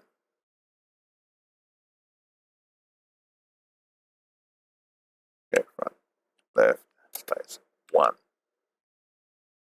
Give this 5. This was it 6.5? Again, there's no right and wrong answers for these. They just have complete control over what you do with them.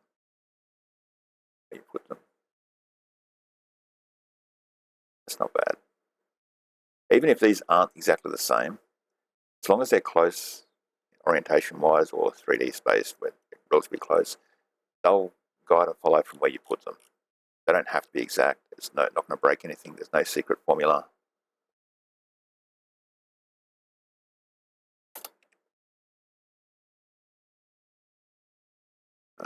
It's -5. Forwards 2. I think it's not forwards 1. Take it to the right, or to the left rather. -0.5.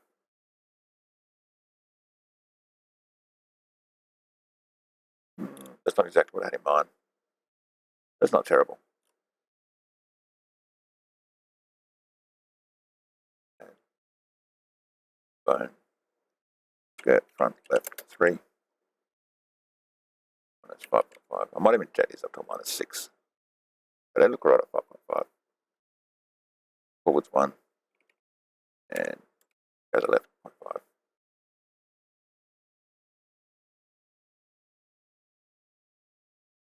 Add bone, skirt, front, left, 4.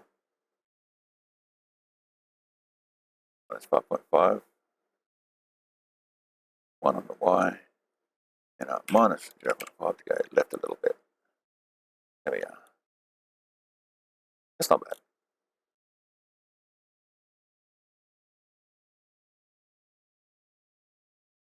Closer to, there we go. 3. 2. And we'll check how we've weighted, mask weighted. That's all good. This clipping, we can sort that out before we finish it, so that's all okay. 2 side front bones to go now. Bone chains. All this, we'll add bone, skirt, side, front, left, and a 1. 1. Here's some arbitrary numbers. Don't want to go too far on the y-axis yet. Yeah, we want to bring that forwards a little bit. That bone will come forwards about 2.5. Good spot. We'll try and follow that crease a little bit. So we'll probably go to the side a bit further as well. Take out the -10 and see where that goes.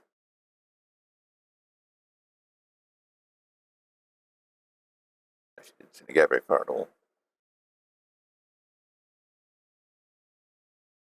Take it up to 10.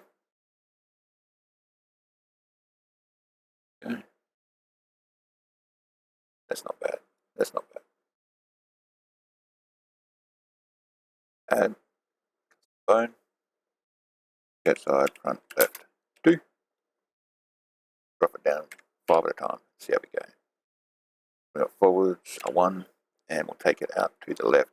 I'll take it out at 3, see where it puts it. That's actually not a bad angle. Add bone, get side, front, left, 3, count 5, forwards 1,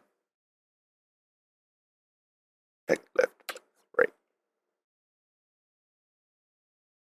Yeah, that's coming along good. Add bone, get side, front, left, 4,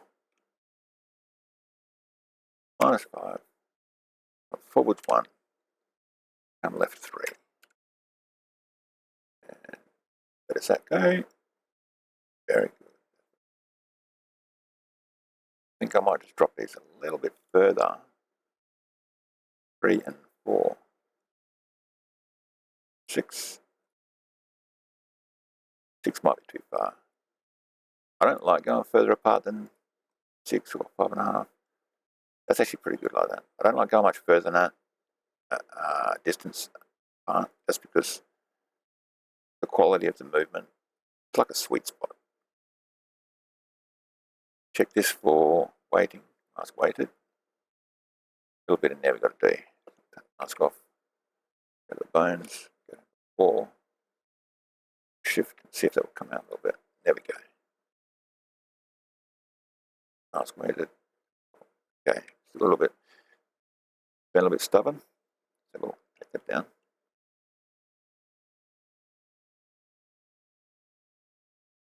Turn the strength down so it's just a nice weak one. And drop that there. Now, the other side rear left. Skirt side rear left, bone flop, that one. Give that a little bit of influence on it too.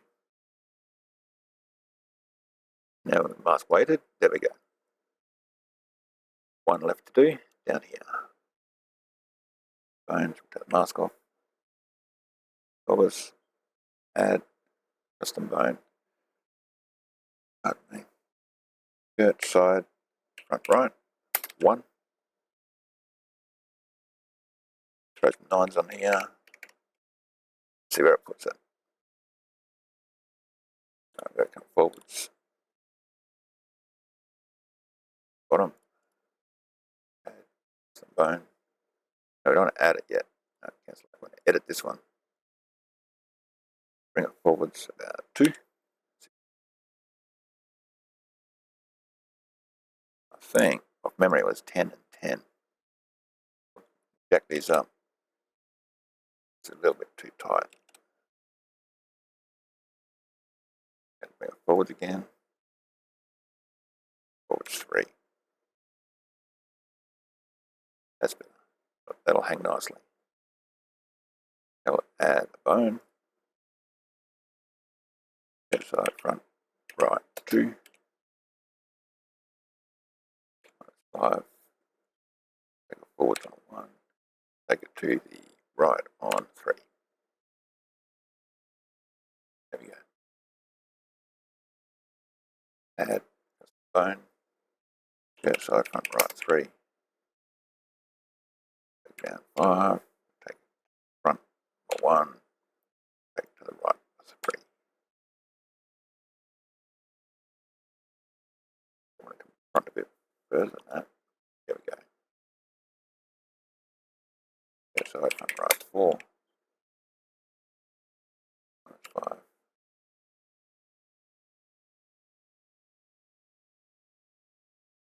Yeah, 1.5 to the front. And it's 3 to the right. And yes. Yeah. On a 6. Okay. Bone. On a 6. 1.5. There we go. That's looking pretty good. Bring the size back up. I'm going to go to the next bone. Just past the next bone. Rule of thumb. It's actually really big, but let's see. The fold takes it all up. Now I do have to bring the strength back up because of the adjustment before. And 3, 2. There we are. And that should theoretically be a fully rigged and weighted, ready for SMP skirt. And it is. So, before we finish, we will bring in our body, at a reference of the body. Okay. And we will add sliders to everything and make sure we don't have this leg clipping. Like brush, waistband. Select both the waistband and the skirt because we don't want to have one move without the other. We want them to move and be edited as one thing. We'll just dress that up before we get too far.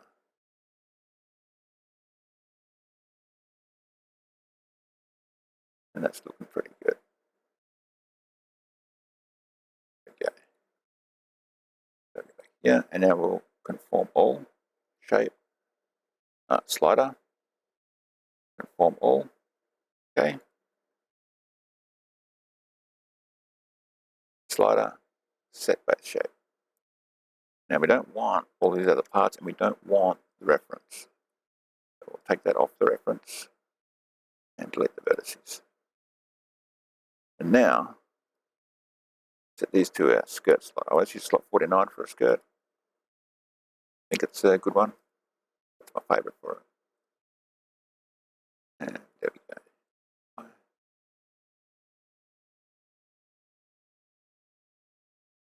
Turn the alpha back down so we don't render this.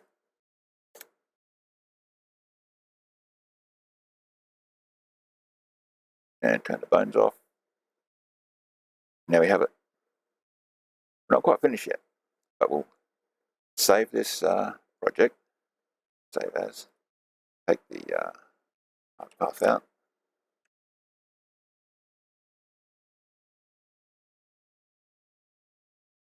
And we'll find the Nif for it.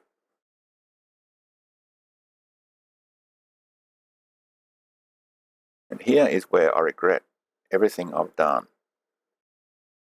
Why it's important to use the method to keep everything in one folder, to keep it in one file. To find it. It's all of this stuff. There's no need for all of this. I didn't make all of it, obviously, but I certainly haven't helped the situation. There's our knit skirt. We have this Nif. Need to make the XML for it. We'll start the XML tool. Now, if for some reason you start the XML tool up and you drop your Nif on it and it doesn't read everything, check for a folder on your desktop called Delete Me. Because that's where it chucks temporary stuff it's working with. And if it hasn't deleted it, can't write it. Set on there. And we'll VBA. And it's found the chains, all of our chains. Now, some of them are 5, some of them are 4. So we'll tell it they're all 4, all 5. It's okay to have extra bones in your XML. It's not okay to miss bones. Now this might count them wrong, but it will find every bone chain. This is also why you need the names to be consistent, because that's how it knows where they belong.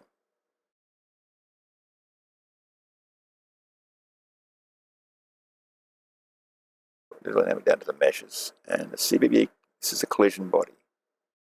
So priority 0. We don't want it to collide with itself.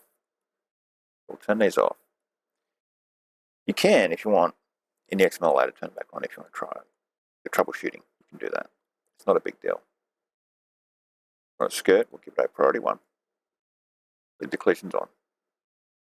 And all the rest of those weights and that are usually pretty good. Waistband shouldn't move much by itself, but we'll give it a priority 1 anyway for the bits that do, so it can follow the skirt. It can move like one object with its weighting. So the mass, 0.3 is a good starting point for a cloth. Inertia, we'll play with that when we get it in game. For now, I'm going to start with a 5. All of this is not bad as it stands. You can mess with it after you've done it. I like a low margin multiplier, especially if you're simulating like a leather skirt that you don't want a lot of wild, loose movement. If you do want a lot of wild, loose movement, you crank this margin up, and each successive bone in a chain gets a much wider allowance of movement. We'll hit build, and that will open a folder with a temp XML in it. This is a temp XML. And this is all written. This has the full CBB bones. We told it that's the body we're using. It has our bone chains we've created. It has initial settings for mass, inertia, all that stuff. It has the bones all declared. And it's gone to bone 5 for all of the chains. That's okay. Even the 4-chain bones, we can have a bone 5 declared. It's not going to hurt anything. On to 6 on the constraints. It's got the constraints all there. If you want to clean it up, you can. It's okay to have too many bones declared. It's not okay to miss bones out. Now, something else we can do with skirts as well is put lateral constraints. But we'll do that once we've had it in game and we see it in there. So, there's that waistband, that skirt, and that's all done. The XML is all done. So we need to put this where body slide puts the skirt. So we'll open up body slide. We'll find our skirt.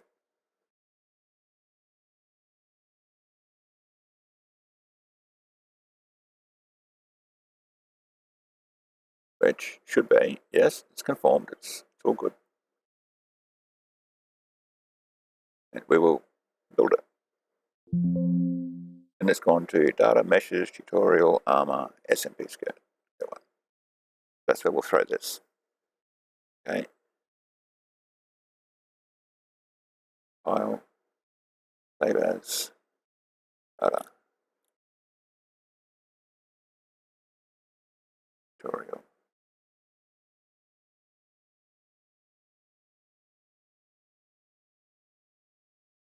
Armor, SMP skirt.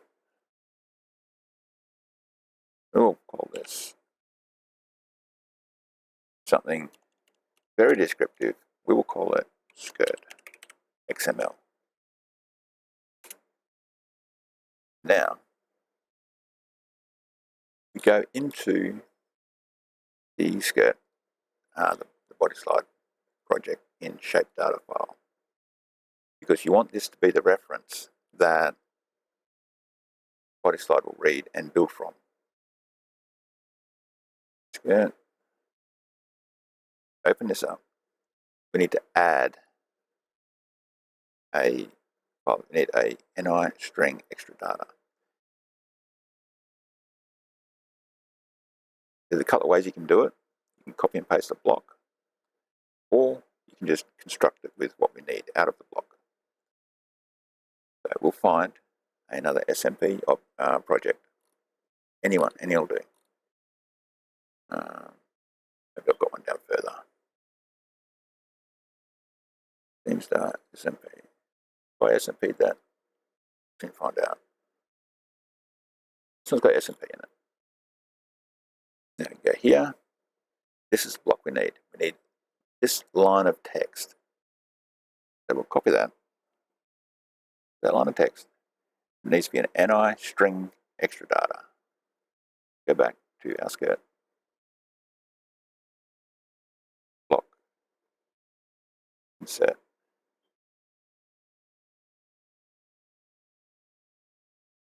Oh my goodness. NIS, here we are. NiString, not strings, string.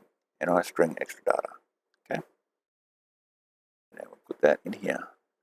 And we'll paste that line. HDT skinned mesh physics object. Okay. Now we'll go back to the NI node. It has to be in the extra data list, so we'll put a 1 there. If it already has 1, make it 2. Just add 1 to the count in that. Refresh it, come here, and then put that number, double click that, and enter the number. And now it's in the block. Once you've done that, sanitize, reorder blocks. It's already got it as 1, so that's okay. If you copied the block in with a copy branch, paste branch from another NIF, that would have a number on it like 80 or 10 or something, and that would now reorder it back to 1. That's that. We can save that, close the NIF, and then reopen it.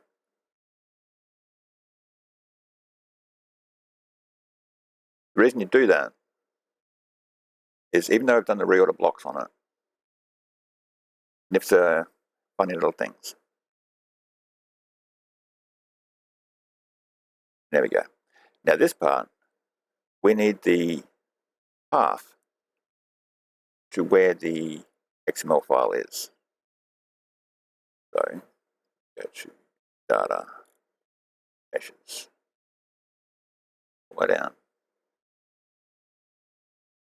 Then some tutorial, armor, SMP skirt. Go in here. We want this bit. I'm going to give it to me.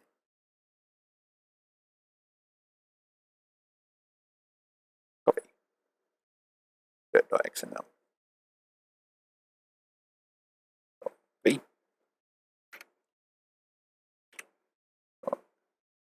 XML. There we go. Okay. And that's added the XML to the NIF and the HDT physics definition. Close all that. We'll keep this one open. Go into body slide, and we'll build our skirt. Now that path and the physics definition block will be in the build skirt that body slide puts out. From here, add it into the creation kit. You can either add it to a mod or create a mod. Oh my goodness. Today was the update for Skyrim. I'll have to fix that.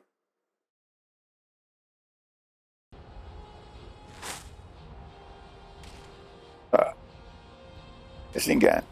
It's skirt. It moves. It's not melting through the floor, but it's not great.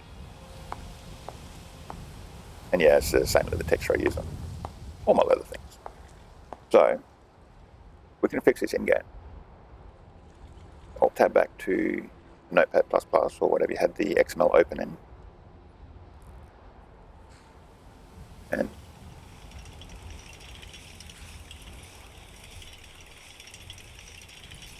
come down to mass and inertia and all this damping. This is a good place to start. We'll take this, give it a bit more mass, see what that does. Make small adjustments, one variable at a time, and have a look what they do. To enact the change in the game, take the piece off, put it back on. Too much mass, it's making a drag. So we'll change that. Sometimes you have to remind Windows you've changed Windows. Those things. Ooh, bring the measure up. lower mass setting and see what it does. Control S to save, tab back to the game, take it off, put it back on. And you can run through these edits as much as you like or need to. There are other ways to, you can see as well, my GPU is struggling. I've got a lot of things that are kind of badly optimized, especially amongst the grass. It's not always good. It often pays to restart the game every so often,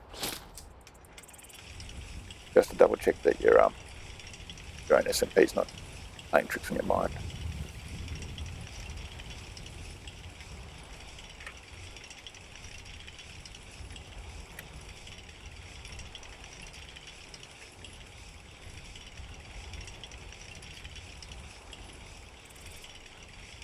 You can change or play with a few settings if you want to. If you don't close the notepad, you just save it and tab back to the game. You can Control Z, change went weird or it didn't do something.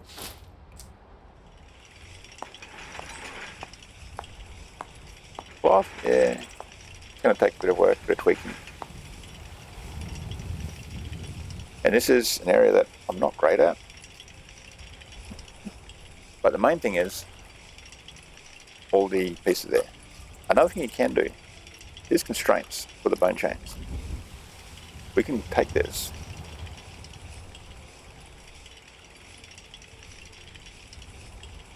copy that, Control C,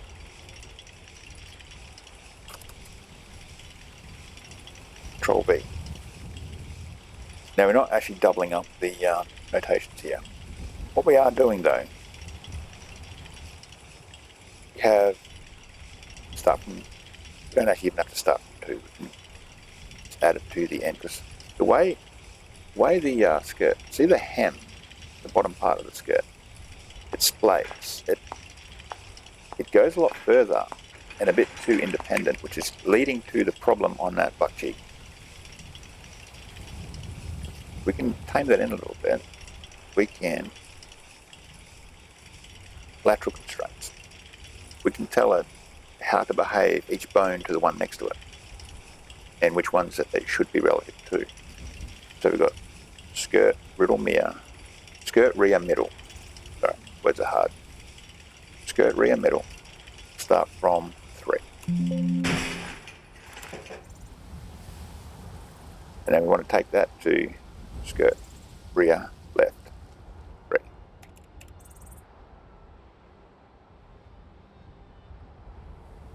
Skirt, rear, left, 3. Now we want to take skirt, rear, left, 3.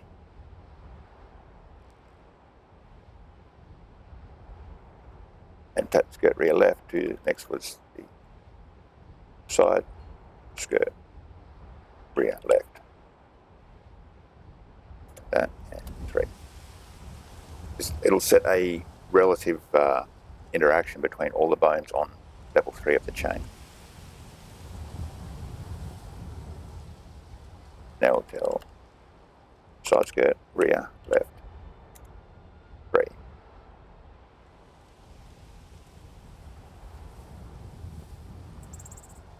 Side skirt, front, left, 3.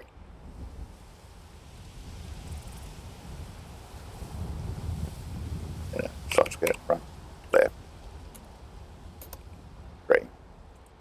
That one talks to skirt, front, left, 3. And skirt, front, left, 3. Talks to skirt, front, middle, 3.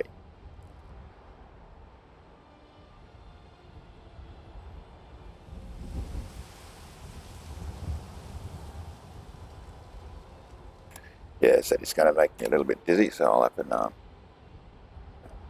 the AFK cam is a little bit much sometimes in the background. So this tells it where the levels of the bones which direction or how they should interact to each other. Go the skirt rear middle 3 to the rear left to the side rear left to the side front left to front left, skirts front left to the front middle. This one will be the front middle to the front right.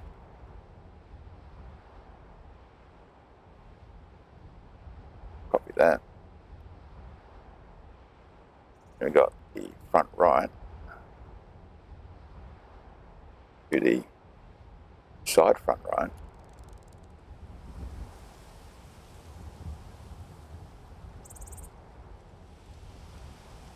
Now we've got the side front right to the side rear right.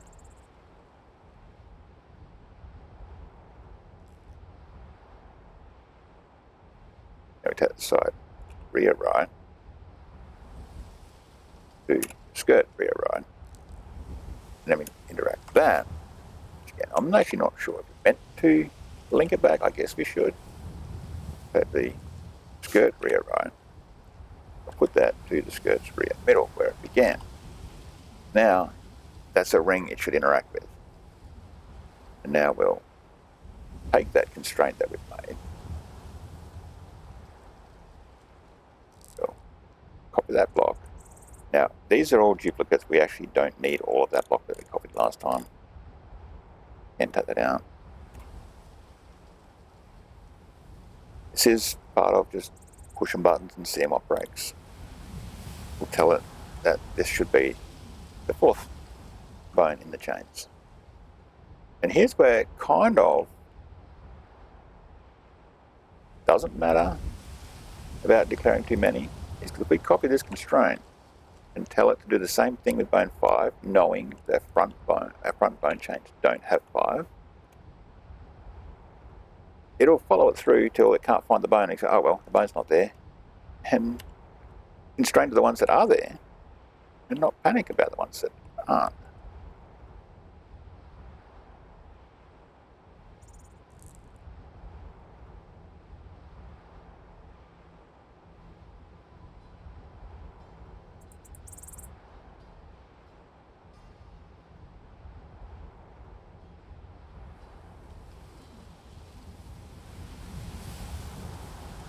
And if it does melt to the ground or cause a problem, just take out the constraints that shouldn't be there.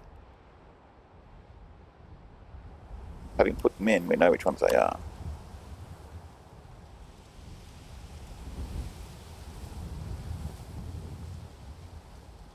Sometimes lateral constraints don't help, sometimes they do. 3, 4, and 5. We could probably add 2 as well. We'll see if we need to. We don't know if we need it yet. Let's get back to that horrible FK cam. Get that off. Put it back on. And it's a lot stiffer. It has a little bit of movement. Like it's difficult to see it even has movement now because it's so constrained. But it has the movement. But you're going to have to adjust that constraint. And that collision, that one collision on the backside, it's not quite right, obviously. And here's where you can try. If in doubt, just a simple variable. We have no collide with tags. What you can come down here is, if you want to try it, if you're in doubt, want to try it, press some buttons without trying things. Grab the can, collide with tag, grab that, Control C, and override the no collide. Maybe that's the issue, maybe that's not. Control save that, go back to the game, put it off, put it on. It hasn't fixed it, so it's actually made it worse. So we've ruled out that. And here's why not closing the notepad. What's Z? There we go, we're back to no collide. Save that. There is There is a trick you can do with your XMLs if you're having a problem with the collisions like this, where you define your collision body as a vertex shape and point directly at the bones. I don't like doing that because I'm just not very practiced at it, but it is an option. There's how-tos on doing that. First thing what I do, I mess with constraints. We can loosen these up to make it a bit more mobile laterally. A bit more leeway.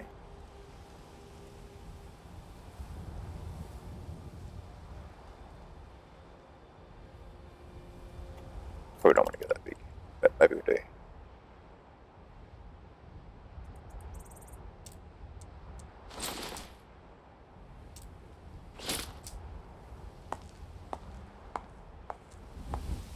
It's moving more like a heavy material skirt now. So it's just left to tweak those collisions, and we'll have an item. And sometimes it can just be that the GPU is having a hard time, which you can see by my FPS counter. My GPU is having a bit of a hard time. And that's the basics of it. From here you just go back and forth, tweak the XML. The XML's there. It will work. It'll find it. It's reading it. And you just take the item off, put it back on to update it, and test your tweaks. Some items, it's the nature of the Havoc system, some items will give you a permanent headache with the collision. Obviously this one is not in a state where I could release the item.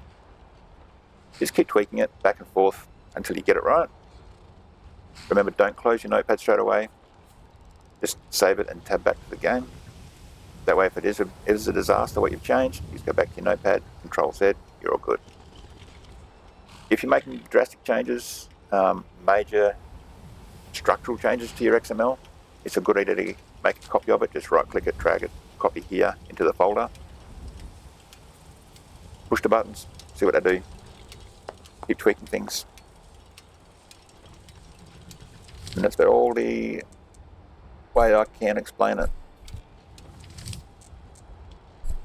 I don't know what the variables do exactly. I just know that if you tweak with them, you can improve your item until it functions nice.